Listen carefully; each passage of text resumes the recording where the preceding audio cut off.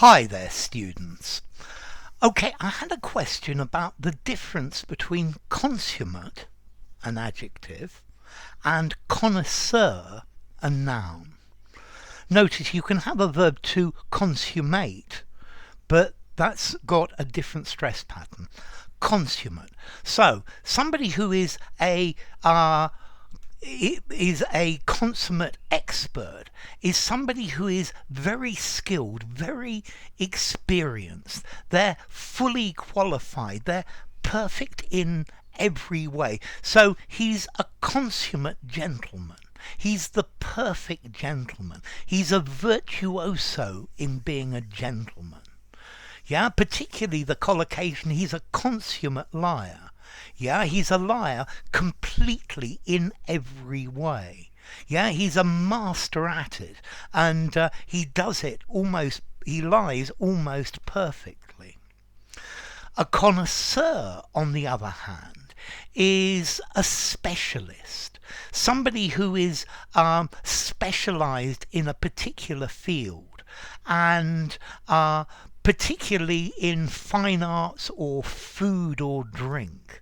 Yeah, so a connoisseur is a person who knows a lot about a subject, particularly one of the arts. He's a connoisseur of violin music, or a connoisseur of cheeses, or a connoisseur of fine wines. Yeah, this is somebody who can judge quality and skill very, very well. Yeah, he's a connoisseur of ballet.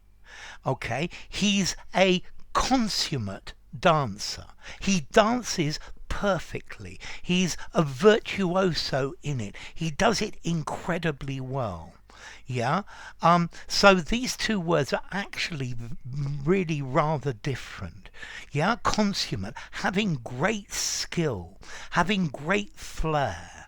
Yeah, to be the quintessential example of something.